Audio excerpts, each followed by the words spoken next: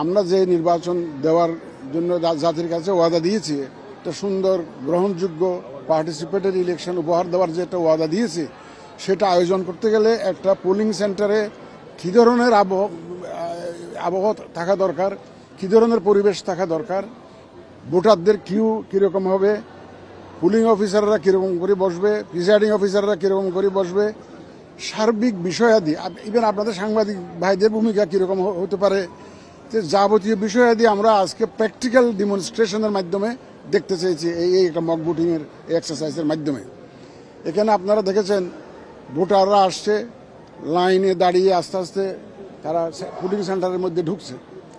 তারপরে ওই যে স্লিপটা নিয়ে দেখাচ্ছে, পুলিং অফিসার ডাক দিচ্ছে, তারপরে ওই যে assistant presiding officer ballot paper দিচ্ছে, তারপর ওই যে মার্কিং সিল নিয়ে প্রাইভেট রুমে ঢুকে ভোট দিয়ে বাক্সে ফেলতেছে। এই এক্সারসাইজটা অনেকেই জানে না, কিন্তু বিশেষ করে আমাদের যারা নতুন ভোটার প্রথমবারের মতো ভোট দিবেন, তারা জীবনে এই ভোট দেখেই নাই, গত 15 বছরের মধ্যে যারা ভোটার হয়েছে তারা দেখেই না, প্র্যাকটিক্যাল অভিজ্ঞতা নাই।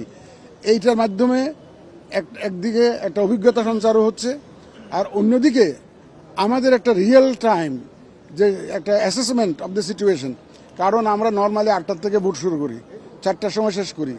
এখন আমাদের অতিরিক্ত দায়িত্ব হিসাবে একটা রেফারেন্ডাম, একটা গণভোট একটা এসছে। এই গণভোট একসাথে করতে হবে আমাদের। তো গণভোট যদি একসাথে করতে হয়, তাহলে আমাদের টাইম ম্যানেজমেন্টের একটা বিষয় আছে। এই আজকের এই অ্যাসেসমেন্টের ভিত্তিতে আমরা ঠিক করব যে আমরা যে ভোটার সেন্টার যে 42,500 প্লাস যে পোলিং সেন্টার ঠিক করেছি, whether these number of polling stations are sufficient or not, এটা কি আমাদের জন্য পর্যাপ্ত, না আমাদের ভোটের পোলিং সেন্টার বাড়াইতে হবে, নাকি পোলিং বুথ বাড়াইলে চলবে।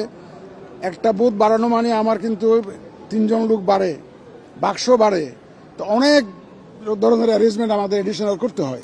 এখন আমাদের যদি এডিশনাল অ্যারেঞ্জমেন্ট যদি করতে হয়, কী ধরনের অ্যারেঞ্জমেন্ট করতে হতে পারে, এই প্র্যাকটিক্যাল অ্যাসেসমেন্টটা আজকে আমরা করতে যাচ্ছি। আমরা অনুমানের ভিত্তিতে কোনো আগাতে চাই না, আমরা বাস্তবতার ভিত্তিতে আগাতে চাই, বাস্তব অভিজ্ঞতার ভিত্তিতে আগাতে চাই, প্র্যাকটিক্যালি দেখে এবং আজকে একদম রিয়েল টাইম অ্যাসেসমেন্ট করে দেন আমরা নেক্সট প্ল্যানিংটা করব। তাইলে আমরা একটা হিসাব করতে পারবো যে কয়টা সেন্টার যদি বাড়াতে হয় বাড়াবো, যদি বুথ বাড়াইয়া চলে সেটা করব, এবং বাক্স যদি বর্তমানে যেগুলো প্রকিউর করেছি তাতে যদি সাফিসিয়েন্ট হয় হবে, আর যদি না হয় আর কী কী প্রকিউরমেন্ট করা লাগবে সে প্রকিউরমেন্টগুলো আমরা সেরে ফেলবো। তবে আপনাদের অবগতির জন্য জানাতে চাই, আমরা কিন্তু মোটামুটিভাবে প্রিপারেশন আমাদের আছে, কোনো অসুবিধা নেই, অসুবিধা হবে না ইনশাল্লাহ। আমরা সবাই মিলে ইনশাল্লাহ যে ওয়াদা জাতিকে দিয়েছি সেটা আমরা ইনশাল্লাহ ডেলিভার করব। এবং আপনাদের আমি তো বারবার করে বলে যাচ্ছি, এই যে আপনারা দেখে গেলেন, আমরা এইভাবে উন্মুক্তভাবে করতে চাই। আজকে মক ভোটিংটা যেরকম হলো, আমরা সেইভাবে একটা ইলেকশন উপহার দিতে চাই। আমরা কেন, এই সাংবাদিক ভাইরা অনেকে বলেন যে আমাদেরকে ভিতরে থাকতে দিতে হবে।